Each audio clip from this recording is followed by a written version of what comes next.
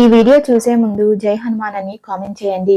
శివుడికి ఎంతో ప్రీతికరమైన కార్తీక మాసం డిసెంబర్ 1వ తేదీతో ముగియబోతుంది. ఈ మాసం అంతా ప్రతి ఒక్కరూ నది స్నానాలు, పూజలు, వ్రతాలతో శివుడిని పూజిస్తారు.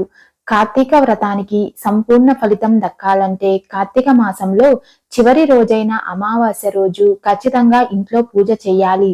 కార్తీక మాసంలో వచ్చే అమావాస్యను అగన అమావాస్య అని అంటారు.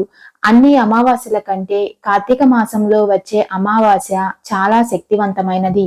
ఈ అమావాస్య రోజున శ్రీ మహావిష్ణువును, లక్ష్మీదేవిని పూజిస్తారు.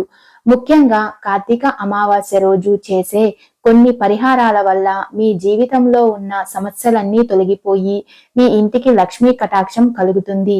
కార్తీక మాసంలో చివరి రోజైన కార్తీక అమావాస్య రోజు తెల్లవారుజామునే నిద్రలేచి ఇంట్లో దీపారాధన చేసుకుంటే చాలా మంచిది.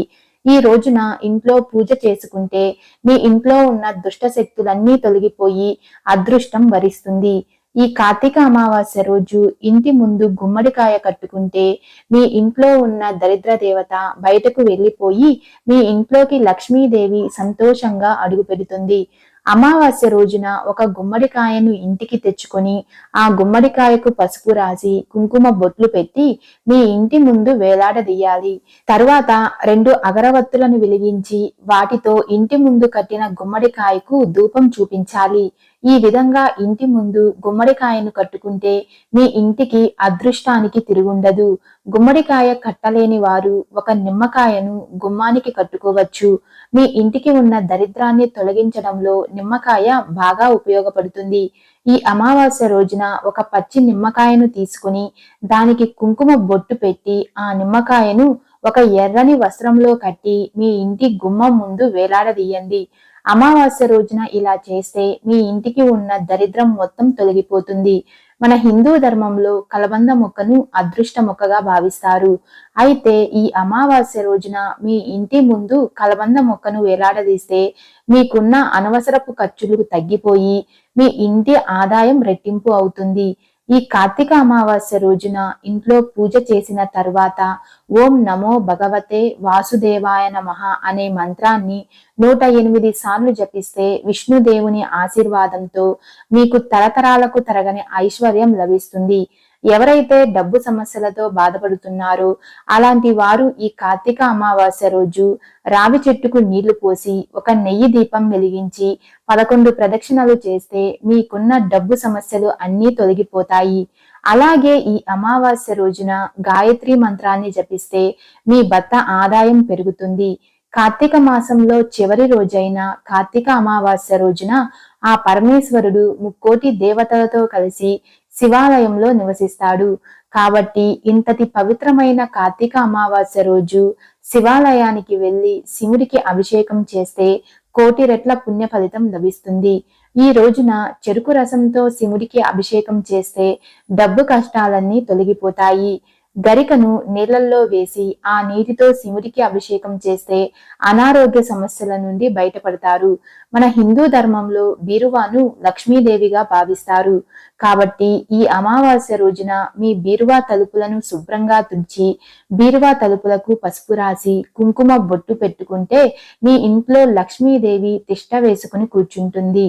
లక్ష్మీదేవి ఆశీర్వాదం ఉన్న ఇల్లు సిరి సంపదలతో, అష్టైశ్వర్యాలతో, ఆయురారోగ్యాలతో ఉంటుంది.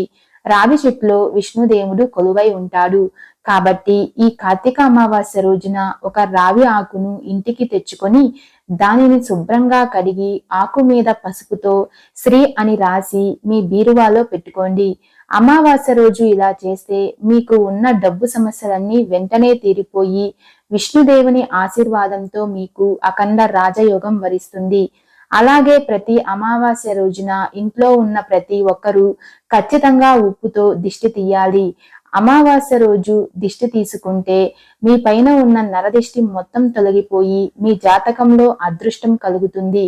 ముఖ్యంగా ఈ రోజున సాయంత్రం సమయంలో మీ పూజ గదిలో ఉన్న లక్ష్మీదేవి పటం ముందు 5 వత్తులతో నువ్వుల నూనెతో దీపం వెలిగిస్తే మీ కుటుంబంలో ఉన్న కష్టాలన్నీ తొలగిపోయి అష్టైశ్వర్యాలు సిద్ధిస్తాయి. ఈ అమావాస్య రోజున నువ్వుల నూనెలో లక్ష్మీదేవి కొలువై ఉంటుంది అని పురాణాల్లో చెప్పబడింది.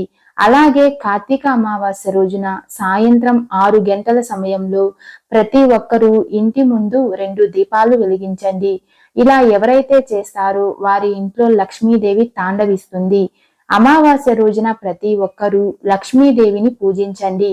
ఎందుకంటే ఈ రోజున లక్ష్మీదేవిని పూజిస్తే లక్ష్మీదేవి సంతోషించి మీపై వరాల జల్లు కురిపిస్తుంది. ముఖ్యంగా ఈ అమావాస్య రోజున ప్రతి ఒక్కరూ కాలికి నల్లదారం కట్టుకోవాలి. ఈ రోజున కాలికి నల్లదారం కట్టుకుంటే నరదిష్టి సమస్యల నుండి విముక్తి కలుగుతుంది.